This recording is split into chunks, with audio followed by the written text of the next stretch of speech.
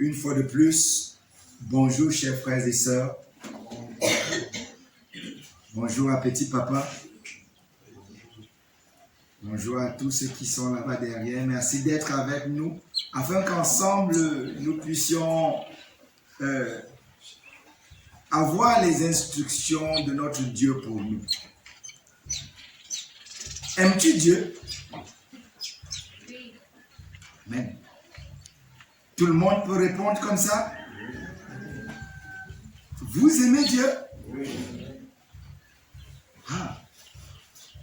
Mais vous avez dit ça de vos lèvres, n'est-ce pas? Est-ce qu'il y a des choses qui peuvent montrer qu'on aime Dieu? Est-ce qu'il y a une manière de faire qui peut montrer qu'on aime Dieu? Nous allons un peu le voir tout au long de notre sermon de ce jour. Qu'est-ce qui peut me montrer que j'aime Dieu? Quelles sont les choses que je peux faire qui me montrent que j'aime Dieu? Dieu est dans mon cœur et je veux l'honorer. Afin que nous ne soyons pas perdus, afin que nous ne nous trompons pas à nous-mêmes. Parce qu'on peut se tromper à soi-même, n'est-ce pas? C'est pas vrai? On peut aussi quelquefois se tromper à soi-même. Nous allons ouvrir nos Bibles ce matin dans le livre de 1 Chronique. 1 Chronique, le chapitre 29.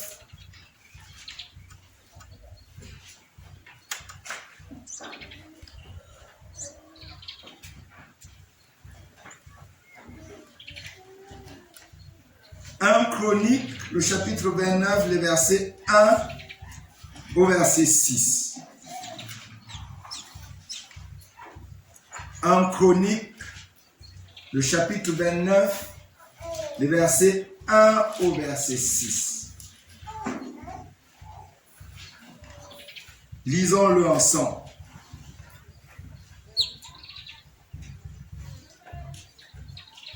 Un Chronique,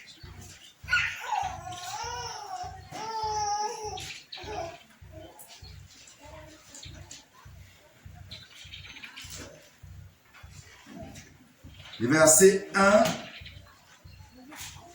au verset 6. C'est dans l'Ancien Testament. Lisons-le ensemble.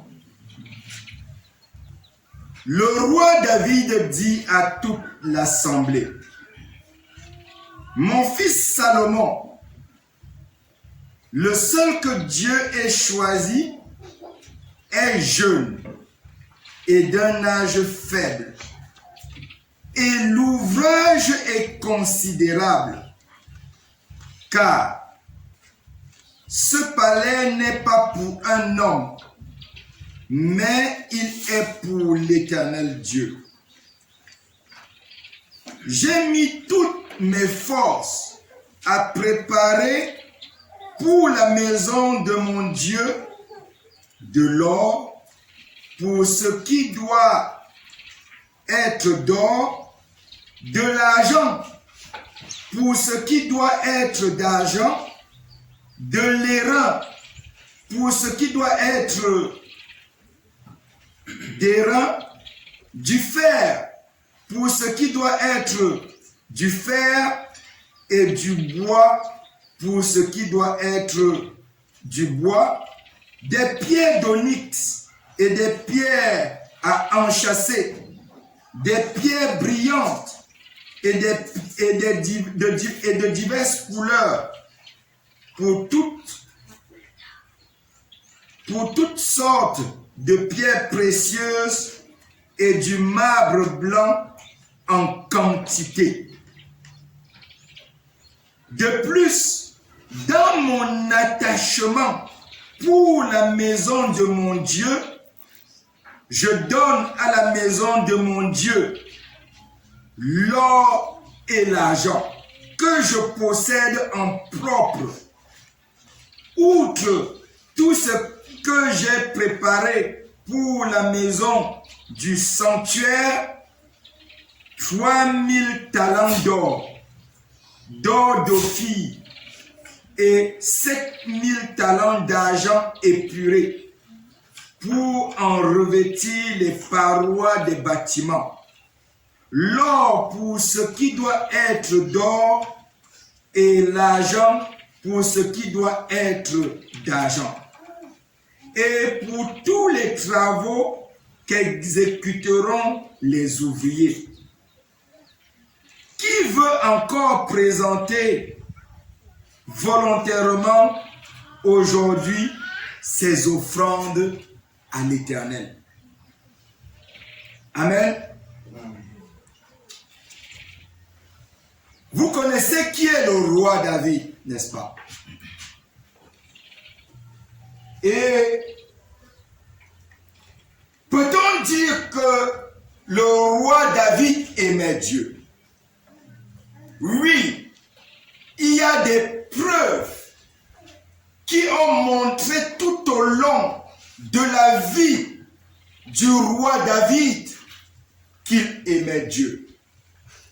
Vous connaissez la parenthèse de David et Goliath, n'est-ce pas? Vous rappelez-vous de cette histoire? Le peuple d'Israël devait combattre contre les Philistins. Et le grand Goliath était là, dans son allure d'orgueil et dans son allure de mépris. Il était non seulement en train d'insulter les Israéliens, mais en plus de cela, il insultait le Dieu des Israéliens. Et beaucoup de personnes du peuple d'Israël étaient là, mais quelle était leur attitude? Ils étaient passifs, indifférents. Alors, à partir de ce moment, David a prouvé qu'il aimait l'Éternel. Il n'a pas seulement dit « j'aime l'Éternel », mais il s'est levé et il s'est mis à répondre au défi que Goliath lui avait lancé. Et il n'allait pas combattre pour lui-même. Il allait combattre, et c'est ce qu'il a dit, pour glorifier le nom du Dieu d'Israël.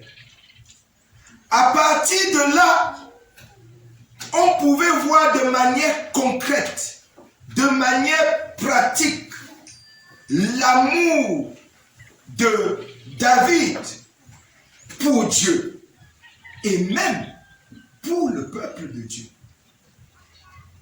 Mais en dehors de cette parenthèse, David, en tant que roi, vivait dans une maison très belle. Il vivait dans un palais. Mais, vivant dans ce palais-là, il a réalisé que lui, le roi, il ne peut pas habiter dans un palais alors que Dieu, lui, il habite dans quoi? Dans les tentes. Alors David, quand il a vu ça, l'idée lui est venue de faire quoi? De construire une maison pour l'Éternel, son Dieu. Mais Dieu lui a dit, c'est pas toi qui dois bâtir cette maison. C'est ton fils qui doit bâtir cette maison. À partir de là, on peut également voir l'amour de Dieu, l'amour de David pour Dieu. Parce que sa préoccupation, ce qui était dans son cœur, c'est de faire quelque chose qui est à la hauteur de son Dieu. C'est d'agir et de lui construire une maison qui est à la hauteur de son Dieu. Et on peut également dire, à partir de ce moment-là, comment? Que l'attitude de David montre qu'il aimait Dieu. Dans le sens que il se souciait de la gloire de son Dieu. Il se souciait des intérêts de son Dieu. Donc on peut voir que David aimait Dieu encore là-dessus. Mais une autre parenthèse par rapport à ce texte qui peut nous montrer l'amour de Dieu l'amour de David. Je vais en sortir. L'amour de David pour son Dieu. Quoi que Dieu lui ait dit, ce n'est pas toi qui vas bâtir cette maison.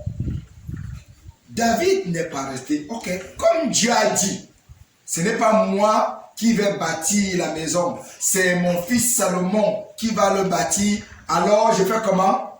Je reste les bras croisés et mon fils viendra bâtir la maison. On voit que David n'est pas resté dans cette disposition-là. Ce n'était pas l'attitude du cœur de David. Au contraire, il a dit, c'est vrai que je ne peux pas bâtir, mais qu'est-ce que je peux faire d'autre pour participer à cette œuvre-là? Vous savez, la parole de Dieu nous dit quelque chose dans le livre de 1 Samuel, le chapitre 2, le verset 6. Pardon. 1 Samuel, le chapitre 2, le verset 30. Pardon. Je me trompais.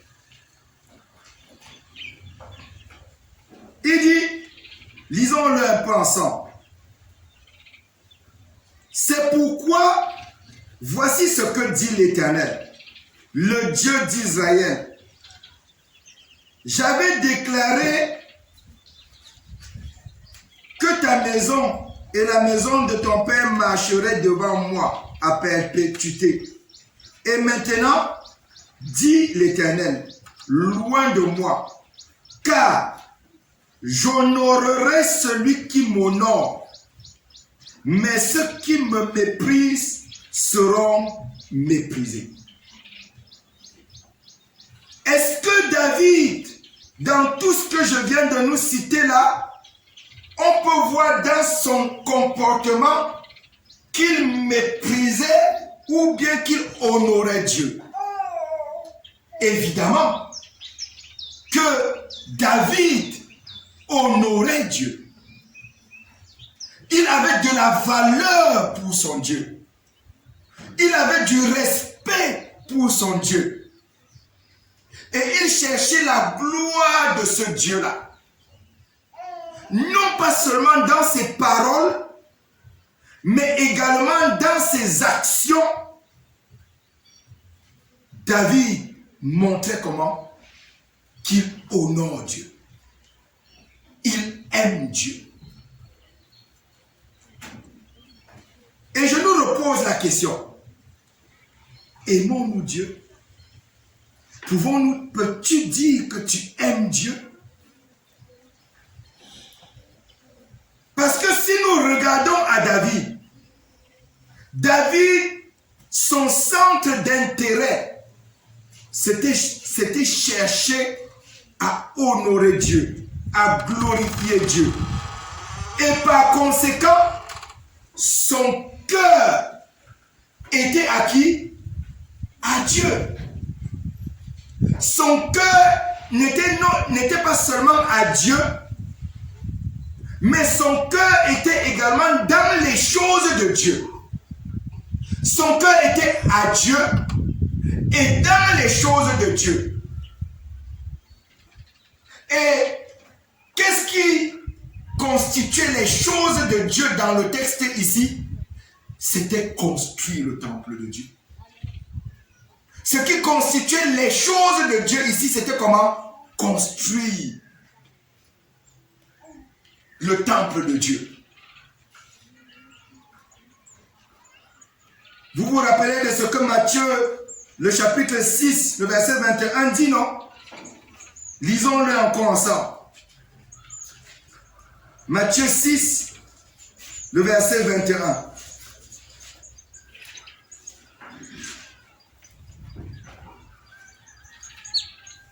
Matthieu 6, le verset 21.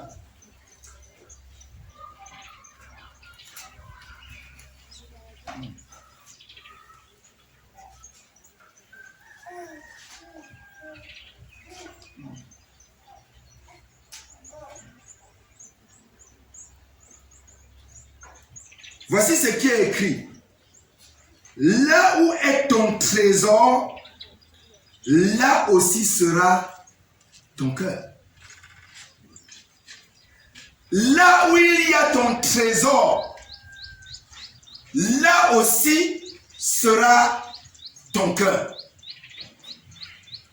Et David pouvait montrer par ses actions là où il y avait son trésor.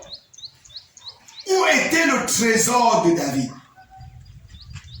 Le trésor de David était en Dieu. Le trésor de David était en Dieu. Et cela peut se prouver maintenant dans le texte de 1 Chronique 29 que nous avons lu.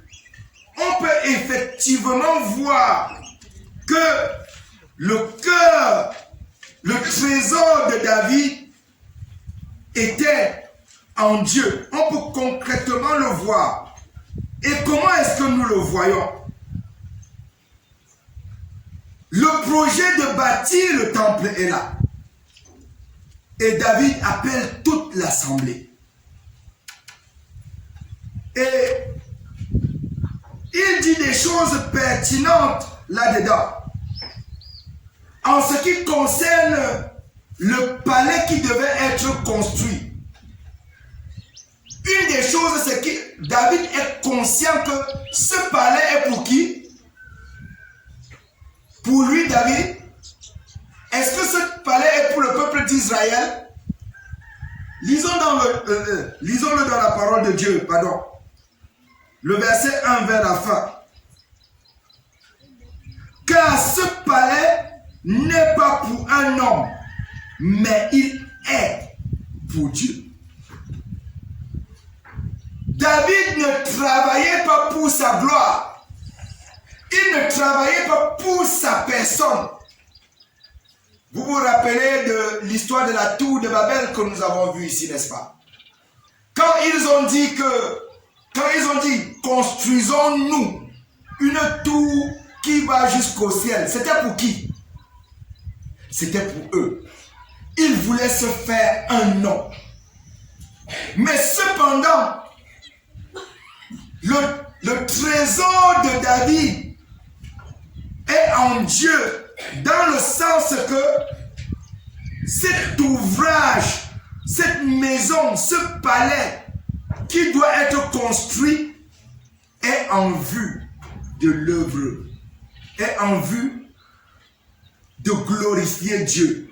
Non pas lui, mais Dieu. Et ça, c'est un point que nous devons retenir. Dans notre travail, si nous disons que nous aimons Dieu, notre travail ne doit pas être pour nous, ni pour un tiers, ni pour quoi que ce soit. Notre travail doit être en vue de glorifier Dieu. Ce n'est pas, les fins ne doivent pas être fixés sur nous, mais sur Dieu. Mais non seulement ça, il savait que c'est pour Dieu, mais il n'est pas resté passif. La parole de Dieu dit, à partir du verset 2, une attitude qui montre également que David aimait Dieu. C'est que quoi? Le verset dit, j'ai mis toutes mes forces à préparer pour la maison de mon Dieu. David,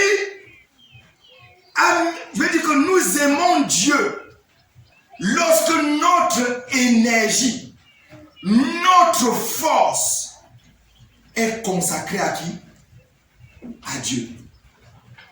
Notre énergie, avons-nous? Il y a des gens qui ont de l'énergie pour beaucoup d'autres choses. Allez au bar, vous allez voir qu'il y a des gens là-bas qui ont beaucoup d'énergie. Vous allez voir qu'ils dansent jusqu'à la sueur coule là. Oui, oui, ça coule. Ils dansent là-bas jusqu'à ce que la sueur coule sur eux. Ils ont de l'énergie. Mais ils ont de l'énergie pour qui? Ils ont de l'énergie pour eux-mêmes. Ils mettent leur énergie à leur propre service. Mais David montre son amour pour Dieu ici. Comment? Il met son énergie au service de qui? De Dieu. Il met son énergie au service des choses de Dieu. Il met son énergie dans ce qui honore et dans ce qui glorifie Dieu. Donc, dire que nous aimons Dieu, c'est pas seulement dire que j'aime Dieu. Dans la vie pratique, il y a des choses concrètes que nous faisons qui peuvent nous démontrer que nous aimons ou nous n'aimons pas Dieu. Déjà, la parole de Dieu dit que nous ne devons pas seulement aimer en parole. C'est pas seulement en parole que nous devons dire « je t'aime ». Mais nos actions montrent davantage que nous aimons ou si nous n'aimons pas véritablement. Et en ce qui concerne David ici, on peut voir que quoi? Il a mis toute son énergie. À faire quoi? À préparer des choses pour la maison de mon Dieu. Imaginez un peu. Réfléchissez un peu. Je ne connais pas les mesures, je n'ai pas ça dans ma tête, les mesures de la maison de Dieu. Mais quand je vois ce qui est mentionné là comme élément de valeur qui devait être là-dedans, je vois que ça nécessitait beaucoup de sacrifices, n'est-ce pas? Est-ce que vous voyez que ça nécessitait beaucoup de sacrifices? Si je te donnais un seul kilo d'or aujourd'hui, là, comment est-ce que tu te sentirais? Je dis seulement un seul kilo d'or, hein? Ou bien peut-être que le kilo est même très beaucoup. Si je ne te donnais même seulement qu'un seul, comment te sentirais-tu? Ah bon, peut-être que ça ne vous dirait rien, peut-être parce que vous ne connaissez pas ce que l'or, et peut-être parce que vous ne savez pas ce que ça vaut. Mais pour quelqu'un qui sait ce que vaut l'or, il saurait qu'il a beaucoup de trésors à lui. Il saurait qu'il a beaucoup de choses en valeur pour lui. Mais essayez un peu de regarder ce que, en termes d'or, ce que David dit ici, qu'il a mis son énergie à préparer. Il dit, j'ai mis toutes mes forces à préparer pour la maison de Dieu de l'or, pour ce qui doit être de l'or. C'est-à-dire que si pour les plats, il fallait de l'or, il a cherché. Si pour les toilettes, il fallait de l'or, il a trouvé l'or qu'il fallait, et je vais vous dire que c'était beaucoup d'or. J'ai vu quelqu'un se vanter que dans sa chambre, sa baignoire, toute sa baignoire était d'or. Et il a filmé, hein, je ne vous parle pas de l'imagination. Toute sa baignoire était d'or. Mais il montrait ça pour dire que quoi? je suis important, j'ai de la valeur. Mais David, lui, il a cherché cet or, il a cherché toute cette or pour dire que qui a de la valeur? Dieu a de la valeur. Il n'a pas voulu dire c'est moi qui ai la valeur. Il a voulu dire c'est Dieu qui a de la valeur. Et en ça, on pouvait dire quoi? David aime Dieu. Le cœur de David est à Dieu. Le trésor de David est en Dieu. On pouvait le dire.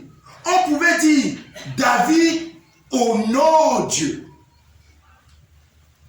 par ses actions. Ses actions pouvaient amener à dire ça. Alors je nous repose la question.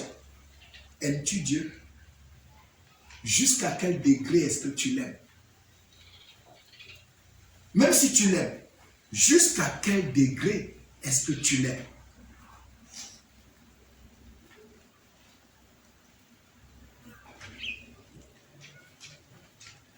On peut également voir que David aimait Dieu dans le verset, dans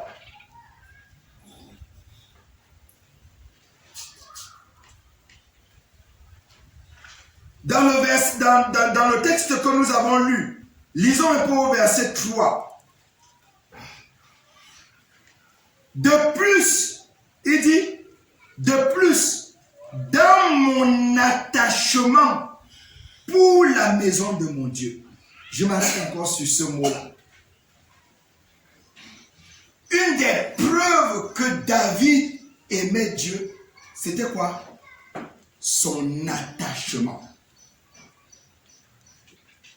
Quand tu es attaché à quelque chose, qu'est-ce qui se passe? La chose là va avec toi. La chose là est avec toi. La chose là n'est pas seulement de temps en temps avec toi. La chose là te suit quand quelque chose est attaché à toi. Ce n'est pas que excusez-moi, les hommes aujourd'hui, certains hommes disent par exemple qu'ils sont attachés à leur femme. Mais quelque temps après, et nous voyons ça autour de nous, après, ils ont dit ça de leur bouche. Demain, on les voit attachés à d'autres personnes. En réalité, ils sont menteurs. Ou bien même, supposons que tu dis que tu es attaché à Dieu. Mais quand il s'agit parfois des choses de Dieu, tu préfères quand ce qui concerne Dieu est là, tu préfères d'autres activités à celui de Dieu. Peux-tu dire que tu es vraiment attaché à Dieu? Non, tu n'es pas vraiment attaché à Dieu.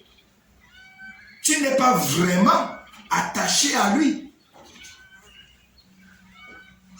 Or, David, lui ici, un autre indice qui montrait qu'il aimait Dieu, c'est que comment? Il était attaché. Ça veut dire que si on veut être précis par rapport à ce qu'il avait à faire à cette maison, il dormait et il réfléchissait. Il dormait et il pensait à là où, ce qu'il peut faire là pour... Parce qu'on dit dans son attachement, regardons ce qui est dit là-dedans. De plus, dans mon attachement pour la maison de mon Dieu, je donne à la maison de mon Dieu l'or et l'argent.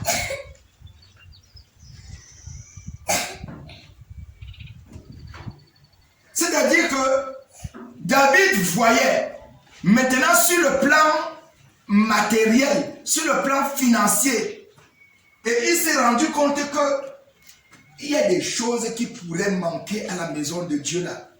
Et en dehors de tout ce que lui, il a rassemblé, peut-être que le côté financier doit intervenir.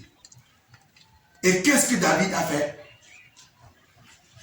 Il a pourvu à ça. Il n'a pas dit non, mon nom là, je veux garder ça. Si j'enlève même encore 100 francs là, si j'enlève 1000 francs, est-ce que non? Il était plutôt disposé comment? À donner, non pas seulement matériellement, mais également financièrement pour la maison de Dieu. Pour la maison de Dieu. Est-ce qu'on peut voir que David aimait Dieu par ça? Oui. Parce que comme je nous l'ai dit, selon Matthieu, le chapitre 6, le verset 21, là où il y a ton trésor, là aussi il y a, là où il y a ton trésor, là aussi il y a ton cœur.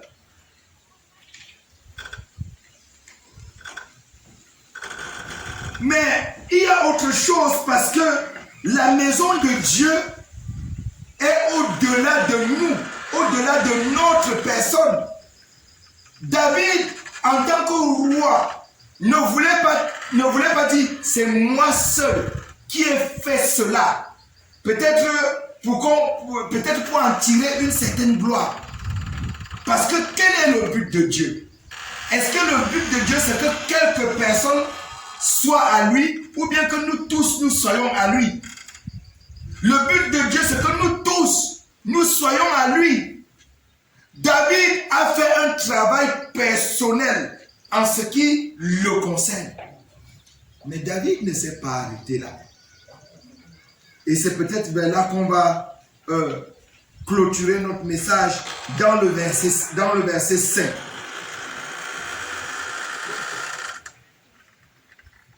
On dit, vers la fin, l'or pour ce qui doit être d'or et l'argent pour ce qui doit être de l'argent, et pour tous les travaux qu'exécuteront les ouvriers.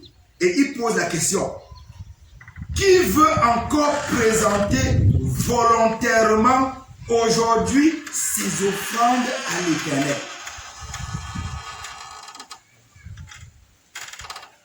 David invite les autres. Donc, ce n'est pas qu'un problème personnel. Ce n'est pas qu'il ne veut pas tout simplement faire tout seul. Mais il veut que lui et le peuple tout entier travaillent ensemble pour que le nom de Dieu puisse être glorifié. L'amour, comment peux-tu dire que tu aimes Dieu si tu n'aimes pas le peuple de Dieu? Comment est-ce que tu peux le dire? Et on voit également dans l'amour de David pour Dieu le fait que quoi? Il ne veut pas travailler seul, mais il veut que le peuple, tout le peuple travaille avec lui dans le but d'honorer Dieu en lui construisant cette maison. Alors, comme je le disais, nous savons que nous aimons Dieu si nous aimons aussi le peuple de Dieu.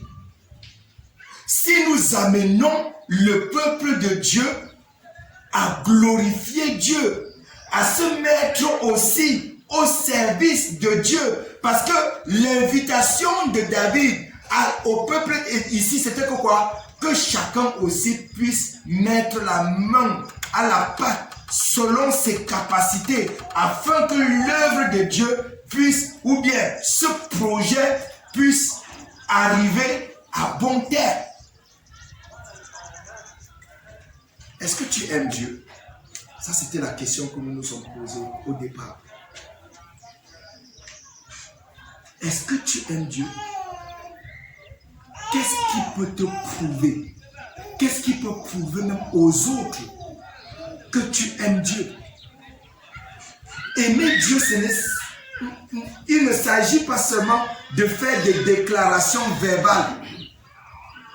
Mais aimer Dieu, c'est non seulement des déclarations verbales, je n'exclus pas des déclarations verbales, hein, mais aimer Dieu, c'est également dans nos actions, dans ce que nous faisons. Et nous pouvons voir que David a réuni les deux. Non seulement dans ses paroles, il était démontré qu'il aime Dieu, mais également dans ses actions, il était également prouvé que son trésor était Dieu. Et il était démontré que son trésor était Dieu. En quoi? Parce qu'il avait de la considération. Premièrement, il avait de la considération pour l'œuvre de Dieu, pour les choses qui concernaient Dieu. Il n'était pas indifférent en ce qui concerne les choses de Dieu. Non seulement il avait de la considération pour les choses de Dieu, il a mis son énergie, il a mis sa force pour atteindre, pour réaliser les choses de Dieu. Considération pour les choses de Dieu. 2, il avait l'énergie, il a mis son énergie pour les choses de Dieu. 3, son attachement pour l'œuvre de Dieu l'amenait davantage à se donner, à chercher ce qui était nécessaire dans le but de glorifier Dieu. Et 5e, il invitait les autres. Ce n'était pas qu'une affaire personnelle. Il invitait les autres à pouvoir travailler pour honorer ce Dieu-là. Ça, c'était David. Comment est-ce que cela peut être possible pour toi et pour moi aujourd'hui? Est-ce qu'aujourd'hui, je peux montrer que j'ai de la considération pour l'œuvre de Dieu? Pas seulement de dire j'aime l'Éternel. Non, si tu montres, si tu as de la considération pour l'œuvre de Dieu, David ici devait bâtir un temple physique. Mais la parole de Dieu dit aujourd'hui que toi et moi, nous sommes le temple du Dieu vivant. Toi et moi, nous sommes le temple de Dieu, du Dieu vivant. Même si ce corps doit disparaître, doit mourir un jour, mais cependant, les gens doivent me voir glorifier Dieu dans mon corps qui est le temple du Dieu vivant.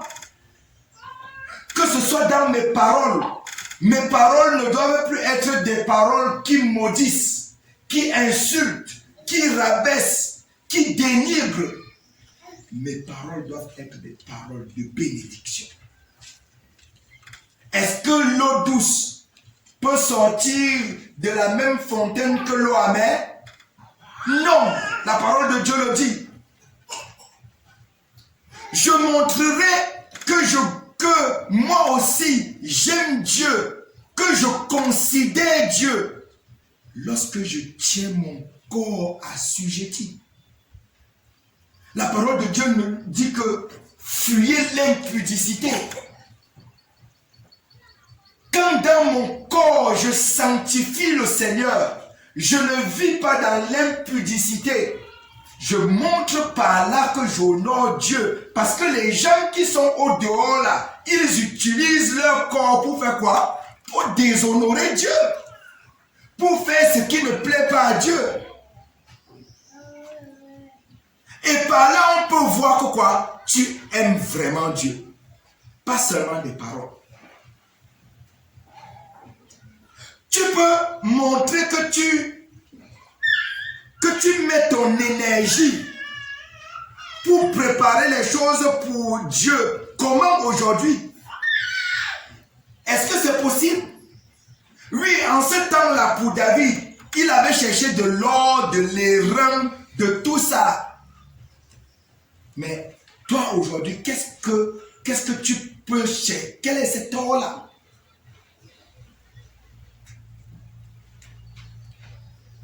David disait, est-ce que vous savez que la parole de Dieu est plus que l'or? David disait, je serre ta parole dans mon cœur afin de ne pas pécher contre toi. Combien de temps est-ce que tu mets pour lire même la parole de Dieu. Même si tu ne peux pas la lire, combien de temps est-ce que tu mets pour écouter? Supposons que tu ne saches pas lire. Combien de temps tu mets pour seulement écouter la parole de Dieu? Parce qu'en écoutant la parole de Dieu, tu prépares les choses, tu prépares des éléments par lesquels le Saint-Esprit utilisera pour faire comment? Pour davantage rendre le temple de Dieu saint. Si la parole de Dieu n'habite pas pleinement en toi, tu seras trouvé en train de faire des choses qui n'honorent pas Dieu. Même par ignorance. L'ignorance ne tue pas. Non, l'ignorance tue. L'ignorance tue. Tu mets ton énergie à faire quoi? Si tu dis que tu aimes Dieu, tu mets plus ton énergie à faire quoi? Tu es plus attaché à quoi?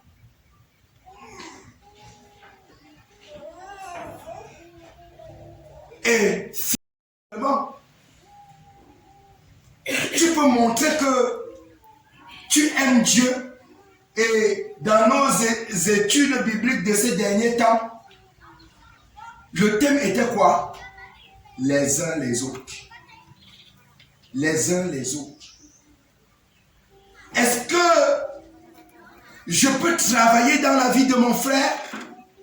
Est-ce que je peux amener mon frère? Qu'est-ce que je fais? Qu'est-ce que tu fais pour que ton frère, pour que ta soeur progresse dans la vie spirituelle? Tu le vois en train de faire des choses, comme on parlait tout à l'heure là, par rapport à la discipline de l'église. Et tu te tais et tu dis, ah, j'ai peur de lui parler parce que si je lui parle, il va me gronder, il va dire quelque chose qui n'est pas bien. Alors, je préfère rester moi la bouche fermée. Est-ce que c'est ce que tu fais? Si c'est ce que tu fais, est-ce que ça prouve que tu aimes Dieu? Ça prouve que tu aimes Dieu.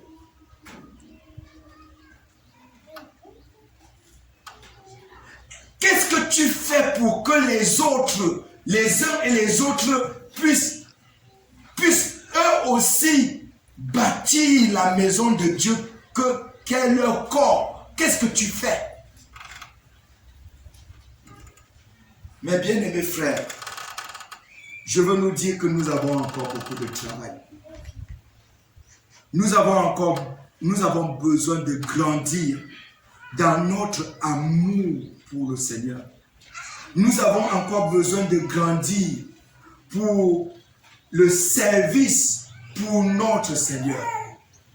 Et c'est à nous de disposer nos cœurs, de préparer nos cœurs afin que nous puissions être des instruments que le Saint-Esprit va venir et faire des choses dans ce sens-là.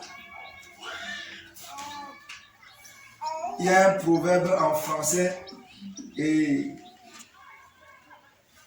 dit souvent, dis-moi qui tu fréquentes et je te dirai qui tu es. Dis-moi qui tu fréquentes et je vais te dire qui tu es. Dis-moi ce que tu aimes faire. Dis-moi ce que avec qui tu aimes rester. Dis-moi et je vais véritablement te dire si tu aimes Dieu ou si tu ne l'aimes pas. Alors que le Seigneur nous aide, mes frères. Que le Seigneur nous aide pour que nous ne puissions pas être trouvés menteurs. Nous avons encore besoin d'examiner nos cœurs au-dedans de nous-mêmes. Et si le Seigneur te montre que tu es sur quelques points, sur une mauvaise route, est-ce que le Seigneur veut te condamner? Non. L'objectif, c'est que quoi? Son objectif, c'est de te ramener. Ce même David disait dans le psaume 139, « Sonde-moi, ô Dieu, et connais mon cœur. Éprouve-moi, ô Dieu, et connais mes pensées. Regarde si je ne suis pas sur une mauvaise voie, et conduis-moi sur la voie de l'éternité. » conduit. J'aime l'expression de David quand il dit que nous tous nous marchons sur soit le chemin, soit sur la route de la vie ou sur la route de la mort. J'aime son expression dans ce sens-là. Mais pour le savoir, il faut que tu laisses à Dieu la possibilité de faire quoi? De te montrer. Et quand il te montre, je vais te dire la vérité. Premièrement, ce n'est pas beau à voir. Si vous êtes comme moi, il y a des moments quand Dieu me montre que, regarde, ici, ce n'est pas bien. En réalité, premièrement, je vais faire comment? J'ai envie d'être fâché, j'ai envie de me cacher. Mais cependant, quel est le but de Dieu? Quel est le but de Dieu? Le but de Dieu, c'est de nous sauver. Le but de Dieu, c'est de nous permettre de revenir sur la voie de la vie afin d'être sauvés. Est-ce que c'est ce que tu veux? Je vais laisser le soin à chacun d'entre nous de parler avec le Seigneur. Parle avec le Seigneur. Parce que ce que Dieu veut, ce sont des personnes qui l'adorent en esprit et en vérité. C'est ces personnes-là que Dieu cherche. C'est-à-dire que tu sois vrai dans ton cœur. Que tu sois vrai. Que tu n'aies pas honte de venir et que tu dises à Dieu, oh Dieu, comme Paul l'a dit, misérable que je suis, me voici encore, Seigneur. Mais Seigneur, change-moi. Seigneur, transforme-moi. Seigneur, accorde-moi d'avancer encore avec toi, afin que ton nom puisse être béni dans ma vie. Seigneur, aide-moi, car j'ai besoin de toi. Que le Seigneur nous aide et que sa parole produise du fruit en nous. Amen. Tonton David, tu peux prier pour nous, s'il te plaît. Prions. Notre Père, on te remercie pour ta parole, qui est un des outils que tu utilises pour nous sauver et pour nous diriger. Et nous sommes tous pécheurs, nous sommes tous dans le besoin d'un sauveur.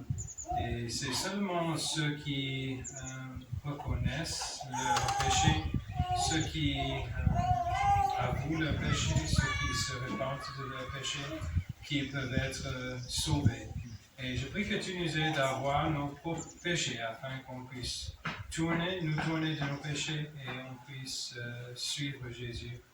Et quand on fait ça, je prie que tu nous donnes ton esprit et un nouveau cœur qui est attaché à toi.